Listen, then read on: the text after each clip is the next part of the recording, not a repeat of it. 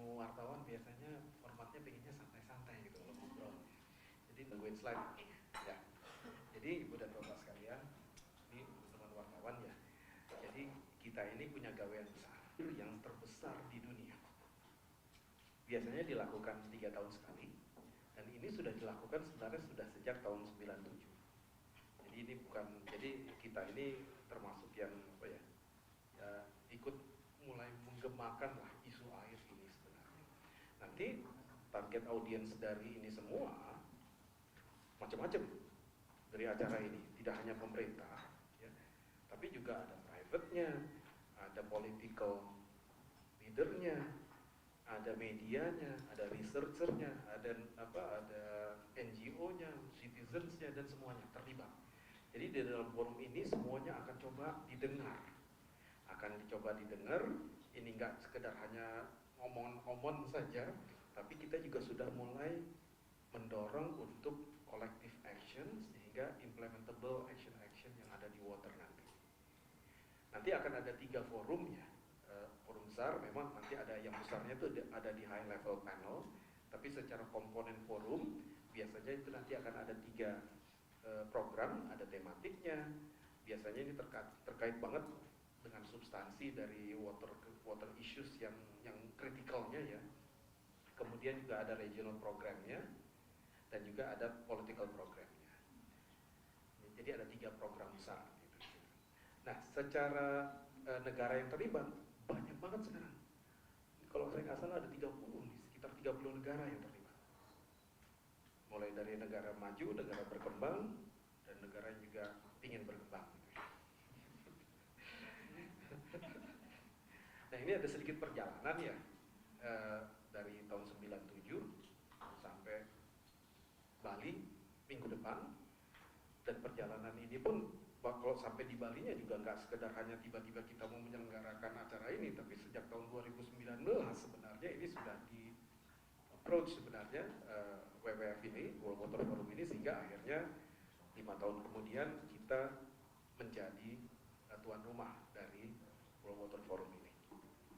Nah, Ibu dan Bapak sekalian, dan World Water Forum ke-10 ini punya tema besar.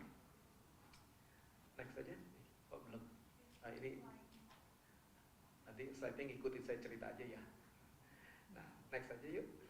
Nah, World Water Forum yang ke-10 ini punya tema besar. Nah, kalau tema kerennya katanya Water for Shared Prosperity. Jadi akan ada 3 pemain besar nanti yang akan didorong lewat forum ini. Ada people-nya yang pasti butuh akses ke air, ada government-nya yang sebagian besar juga memprovide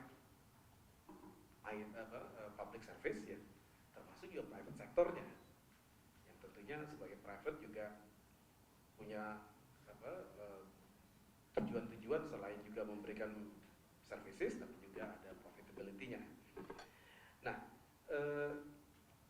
untuk aims for prosperity-nya sendiri ada setidaknya 6 aspek yang mau ditekankan betul di sini. Mulai dari integrated water resource management-nya, bagaimana inovasinya, teknologinya. Jangan lupa ya, ini sekarang teknologi begitu penting di dalam masalah sumber daya air ini. Kemudian yang tidak kalah penting juga active participation dari semuanya. Jadi nggak hanya sekedar pemerintahnya saja, tapi sekarang semuanya juga harus ikut. Makanya tadi targeted audience dari dari forum ini begitu besar sekali stakeholdersnya, termasuk sharing of interest. Dari tidak kalah penting juga bagaimana kita sekarang harus bisa mengincorporate local wisdom yang ada. Ini yang sering kali kita lupakan. Nah, secara overall program dan nanti ya subtema dan topik dari World Water Forum ini bisa dibilang terbagi ke dalam kelompok 6 besar ini. Dari water security and prosperity, kemudian ada blok tentang water for human and natures, ada juga nanti ya kita akan bicara tentang disaster risk reduction and management, karena air ini termasuk sumber bencana terbesar. Dia adalah sumber penghidupan terbesar, sekarang jadi sumber bencana yang terbesar sekarang. 99% bencana di Indonesia adalah bencana hidrometeorologi, 99%. Kemudian governance-nya tentu akan kita bahas, termasuk yang tidak kalah penting nanti persoalan finance-nya. Ngomong-ngomong tentang air dan sebagainya, tapi kalau nggak ada duitnya percuma. Dan termasuk juga knowledge and innovation-nya, kita juga akan bahas di dalam forum ini. Nah, secara overall, main missions dari WWF ini ada 3. Jadi yang pertama tentunya di dalam forum ini kita akan menyediakan platform untuk semua ya, untuk saling engage, exchange, bisa belajar bersama, termasuk juga betul-betul kita mulai melihat atau mengkonkretkan ide-ide kita untuk diimplementasikan. Yang kedua, kita betul-betul mengencourage ya, bagaimana pemikiran-pemikiran yang inovatif, termasuk yang tidak kalah penting sekarang bagaimana air ini betul-betul bisa mendapat perhatian penuh dari para pengambil keputusan ya, dalam konteks policy dan juga concrete actions ke depan. Ya, air jangan dilihat hanya sebagai airnya saja, physical water, jangan. Air harus dilihat itu hanya sebagai outcome, impact lah malah. Tapi yang harus dilihat bagaimana kita bisa menyediakan air tadi secara cukup secara kuantitas, cukup baik secara kualitas, dan itu perlu melibatkan banyak hal, tidak hanya aspek fisik, tapi sosialnya juga, termasuk juga economicalnya. Ya. Jadi main missions dari WWF ini sangat komprehensif. Nah, kenapa di Bali? Kita udah tahu ya, kalau Bali sudah terkenal lah, bisa lah menjadi penyelenggara event-event besar. Yang terakhir yang saya ingat, kita menyelenggarakan event terkait dengan UN, namanya yang bencana itu ya, yang bencana ya, UNDR. Dulu pernah Bali menjadi tuan rumah COP13 UNFCCC. Jadi Bali udah inilah ya, secara fasilitas, secara akomodasi, secara technical, secara sosial juga acceptable untuk konferensi-konferensi besar. Nah, Ibu dan Bapak sekalian, teman-teman semua, kenapa sekarang Indonesia menganggap isu ini menjadi sangat-sangat penting? Tidak hanya globally, isu water ini, isu air, tidak hanya globally, tapi juga untuk Indonesia sendiri. Nah, mungkin biar teman-teman juga sedikit banyak memahami tentang isu air ini. Ini kalau dilihat dari neraca yang ada ya, di depan, bumi kita memang airnya banyak, tapi ternyata fresh water yang bisa dimanfaatkan itu ternyata kecil sekali. Dari catatan ini, air yang ada itu fresh waternya hanya 2,5% dari seluruh yang ada, 2,5%. Dari 2,5% tadi, yang air permukaannya itu cuma 1,2%. Dari 1,2% ini lebih parah lagi. Yang bisa dimanfaatkan itu bisa dilihat deh di dalam gambar ini, kecil banget. Jadi bisa dibilang kita ini punya air banyak, tapi ternyata air yang bisa dimanfaatkan kecil sekali. Ya, air yang bisa dimanfaatkan. Jadi ini yang sekarang betul-betul harus bisa menjadi concern kita. Karena apa? Kebutuhan air yang tadi sumbernya hanya sedikit sekali itu, kebutuhannya makin lama makin besar. Ini ada beberapa analisa. Lanjut aja ya. Nah, bahwa nanti di 2050 water stress itu akan besar sekali. Kalau kita tidak melakukan sesuatu ya. Bisa dilihat di sini by 2050 ini sebagian dari penduduk dunia akan mengalami water stress.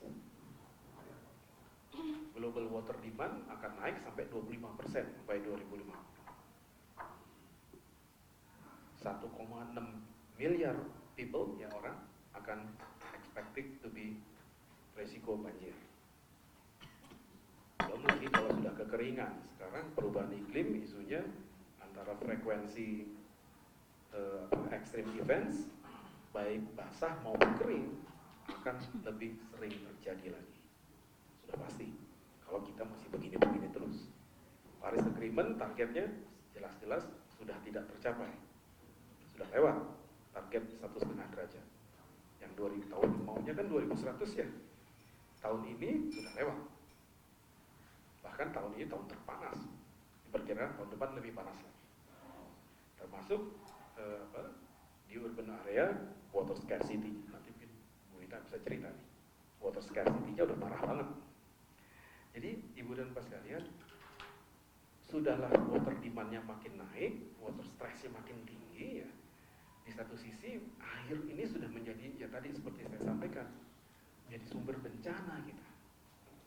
Water issue di Indonesia ini, udah deh, pada saat basah, barusan saja kejadian kemarin di Sumatera Barat. Pada saat kering, ya sudah tahulah kita, kebakaran di mana-mana. Next slide. Jadi bisa dibilang di Indonesia kami sudah pernah melakukan beberapa analisis, ya, bahkan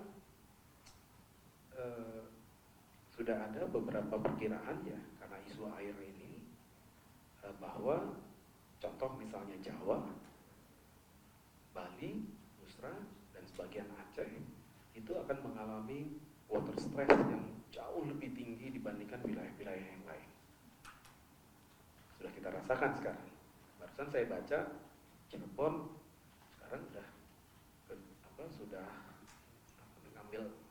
sudah ngambil air sungai untuk mencuci, dan air sungainya harus diendapin dulu, jadi udah nggak keruan ya ceritanya. Nah begitu bisa dibilang severnya ya kondisi air ini sekarang. Next. Nah kami sebenarnya kalau kita ya di pemerintahan kita sudah aware tentang isu ini, dan secara undang-undang pun, secara regulasi dan segala macam sudah ada lah. Ya, ada Undang-Undang 17 tahun 2019 tentang sumber daya air, dan sudah ada program-programnya bahkan tentang konservasi air, bagaimana kita bisa utilization, pemanfaatan dari sumber daya air, termasuk juga kontrol dari bagaimana air ini tidak terlalu merusak lagi ke depan.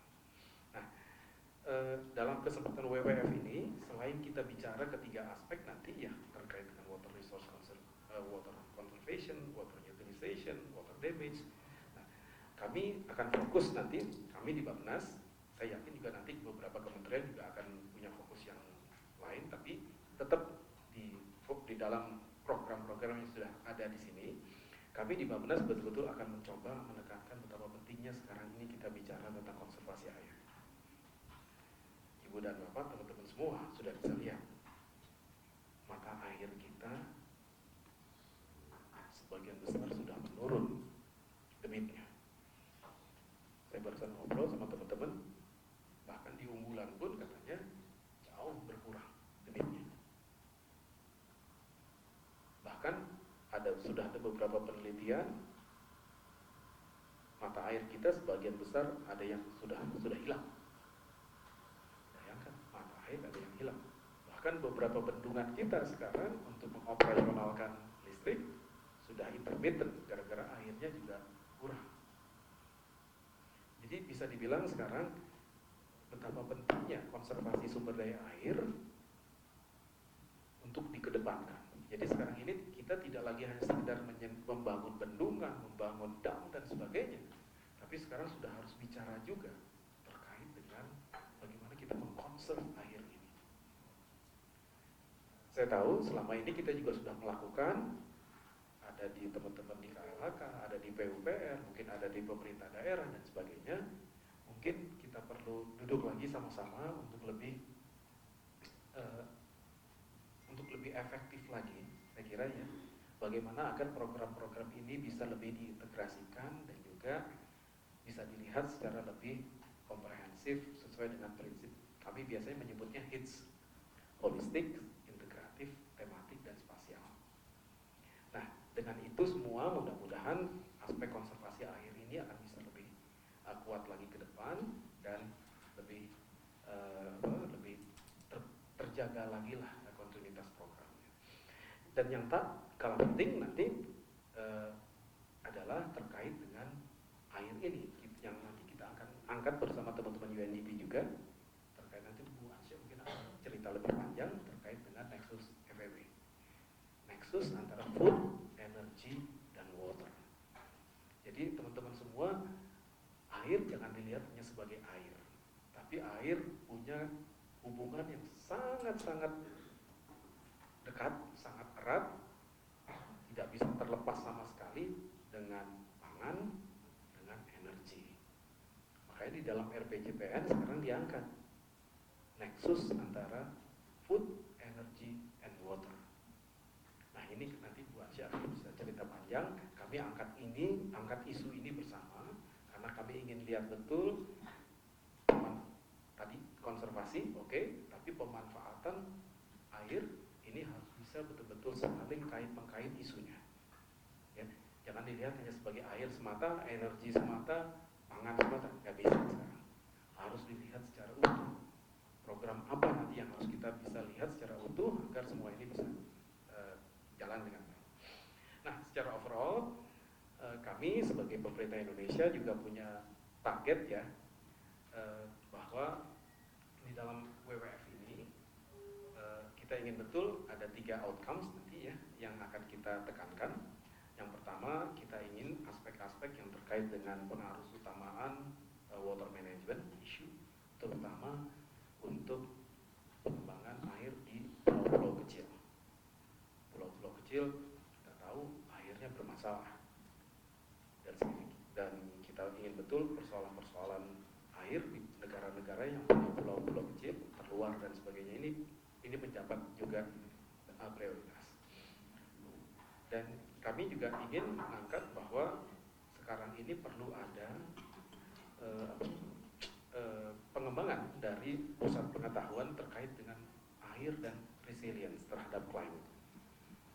Ini sangat penting karena saat ini perubahan iklim sudah terjadi, sudah nyata kita rasakan, dampaknya kepada air pun juga sudah jelas, dan kita tidak bisa gini-gini aja, harus tidak bisa tinggal diam. Kita harus bisa juga mulai mengembangkan berbagai inovasi-inovasi, bahkan teknologi. Di Israel tuh sekarang nangkep air dari udara, seperti itu sekarang. Air dari udara ditangkap, banyak ya, air di udara sekarang ditangkap. Bagaimana jadi air bisa kita minum? Sudah ada teknologi. Nah, apalagi yang tadi yang terkait dengan pulau-pulau kecil, teknologi reverse osmosis segala macam sudah lama itu, tapi kenapa nggak dikembangkan? Nah, hal-hal seperti itu yang jadi center of excellence nanti ke depan yang perlu kita ingin tonjok betul di dalam forum WWF ini, sehingga bisa menjadi mungkin ada penekanan-penekanan tertentu sehingga akan ada peluang-peluang investasi dan sebagainya. Dan yang tidak kalah penting, kita juga ingin mengangkat peran penting dari danau.